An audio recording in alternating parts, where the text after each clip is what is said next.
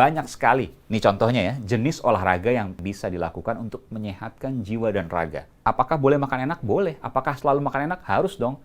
Makan nasi merah mungkin bagi yang pertama kali, saya dulu pertama kali makan, mohon maaf ya, mual banget. Tapi lama-lama saya coba terus, sampai akhirnya sekarang kalau nggak makan karbohidrat kompleks ya, nasi merah atau nasi coklat atau nasi hitam, di luar nasi putih, ada rasa yang kurang pas.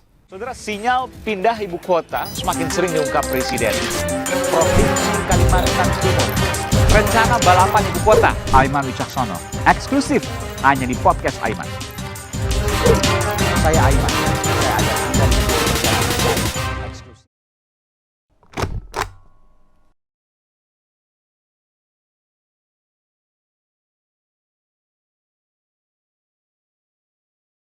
Halo saudara, bagaimana kabar Anda? Semoga Anda senantiasa dalam keadaan sehat dan baik-baik saja. Kita berjumpa lagi di podcast Aiman Wicaksono musim kedua yang merupakan hasil kolaborasi antara Kompas TV, Media Podcast Network, dan Trusty Talent Management. Dua ya, jadi dua cukup. Oh enggak, kalau podcast Aiman boleh 3 dan seterusnya.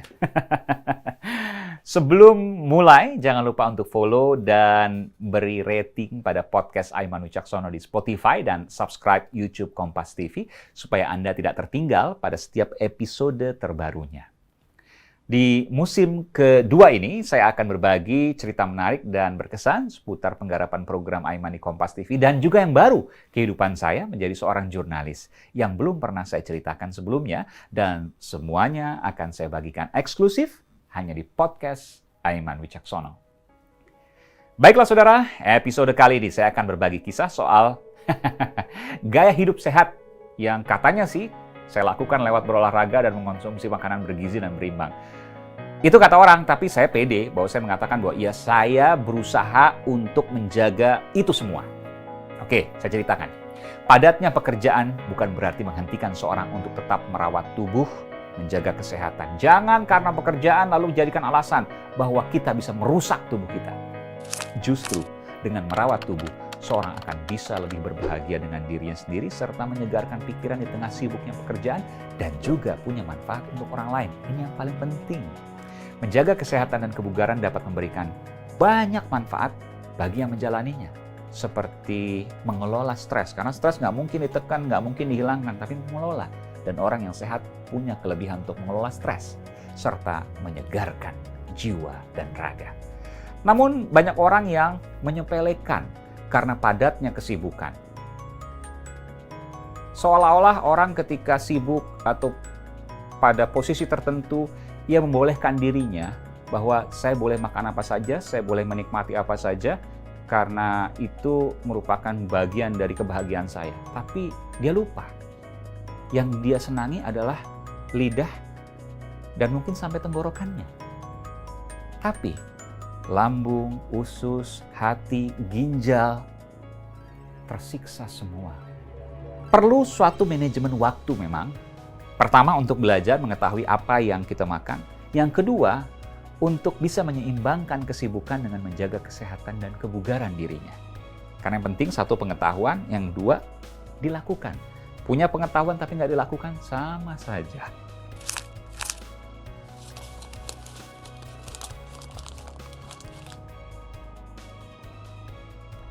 Saya tidak melihat di mana. Apakah di rumah, ataukah ketika saya sedang di luar kota, karena sering keluar kota untuk program Aiman misalnya, hampir tiap minggu saya berada di luar kota, atau mungkin di mana, saya tidak pernah melihat itu. Tapi yang bisa saya lakukan, apa yang saya bisa manfaatkan dari waktu yang saya punya untuk mengolah tubuh, untuk melakukan pemanasan, stretching, dan lain sebagainya. Dan ini penting. Katakanlah, di kamar hotel bukan berarti tidak bisa melakukan olahraga. Banyak yang bisa kita lakukan. Ya, mau bicep, tricep, hamstring, kaki, dan lain sebagainya, bagian kaki ya. Atau mungkin perut. Olahraga-olahraga sederhana tapi bermanfaat. Dan jangan lupa, makanan juga harus kita perhatikan. Bukan berarti kemudian ketika kita keluar kota, kita dinas, dan lain sebagainya, lalu kita bisa kuliner seenaknya tanpa memperhatikan asupan makanan yang baik, bergizi, dan bermanfaat bagi tubuh kita.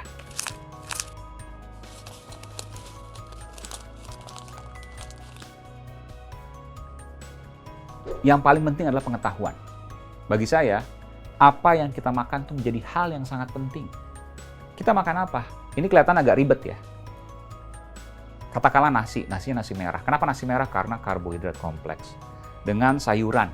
Sayurannya biasa saya makan duluan, atau buah saya makan duluan, baru kemudian makan beratnya. Kenapa seperti itu? Karena pengolahan buah dan sayur lebih cepat ketimbang nasi dan ayam misalnya. Sehingga kalau terbalik, maka proses pembusukannya juga akan terbalik. Dan itu memunculkan gas dalam lambung yang akhirnya bisa memunculkan GERD. Nanti bisa dicek ke ahlinya tentu. Tapi inilah kemudian yang saya mendapatkan karena saya juga bukan hanya mengetahui sendiri, tapi juga berkonsultasi dengan dokter gizi. Nah, apa yang menjadi penting di sini? Bahwa kita sering mendengar kata diet. Diet itu seolah-olah mengurangi makan. Bukan, diet itu mengatur makan. Diet itu mengetahui apa yang kita makan. Bukan sembarangan. Boleh makan manis? Boleh. Boleh makan gorengan? Ya nggak terlalu banyak. Bukan berarti nggak boleh semua. Tapi artinya bahwa semua itu harus kita ketahui. Belajar, pengetahuan menjadi hal yang penting. Karena tahu apa yang kita makan menjadi segala-galanya dalam proses untuk memperbaiki apa yang menjadi kebutuhan kita di dalam hal makanan. Apakah harus selalu yang enak? Apakah nggak boleh makan enak? Dua hal yang berlawanan. Apakah selalu enak ataukah nggak boleh makan enak? Dua-duanya nggak ada yang salah. Dua-duanya, apakah boleh makan enak? Boleh. Apakah selalu makan enak? Harus dong. Makan nasi merah mungkin bagi yang pertama kali, saya dulu pertama kali makan, mohon maaf ya, mual banget. 1 hari, 2 hari nggak kuat. Off seminggu. Lalu kemudian hari ke-8 saya mulai lagi. Baru 1 hari off lagi karena mual ya. Agak gimana gitu ya. Kalau istilah mungkin belenak. Tapi lama-lama saya coba terus. Sampai akhirnya sekarang kalau nggak makan karbohidrat kompleks ya, nasi merah atau nasi coklat atau nasi hitam, di luar nasi putih, ada rasa yang kurang pas. Saya nggak merasa hal yang itu baik untuk saya. Dan saya tidak bergantung pada nasi. Kadang-kadang saya kentang rebus, ya bukan mashed potato ya, beda. Karena pakai susu dan lain sebagainya. Atau ubi rebus, atau jagung rebus, bukan jagung rebus ditambah krim kental manis, bukan. Atau gula, bukan. Intinya semua karbohidrat kompleks dan raw alias tanpa diolah, saya siap untuk makan dan itu menjadi kebiasaan saya. Dan ini menjadi penting. Apakah kemudian serta-merta kemudian kita berubah? Bukan. Tujuan kita bukan untuk mengubah badan. Tujuan kita sehat. Kalau badan kita berubah, itu efek samping. Pertama, pengetahuan. Pelajari. Banyak kok. Kalau perlu, konsultasi dengan ahli. Ini penting. Jangan sembarangan. Karena tiap tubuh orang berbeda-beda. Efeknya berbeda-beda. Makan A belum tentu cocok untuk si dia. Sebaliknya, makan B justru cocok dengan dia. Nah, untuk mengetahui ini kan beda-beda. Karena orang punya alergi, orang punya kesenangan, dan lain sebagainya. Yang penting satu, pengetahuan. Kita tahu.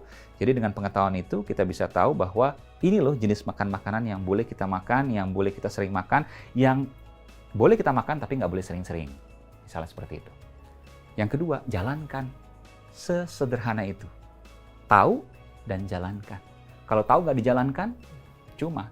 Kalau tahu, kalau dijalankan tapi nggak tahu, bahaya juga. Banyak orang yang mengalami kerusakan organ karena dia sekedar menjalankan tanpa dia mencari pengetahuan atau berkonsultasi dengan ahli. Apa prinsip yang bisa saya sampaikan di sini? Mulailah, walaupun dengan hal terkecil sekalipun, tapi satu yang saya harus garis bawahi, konsistensi.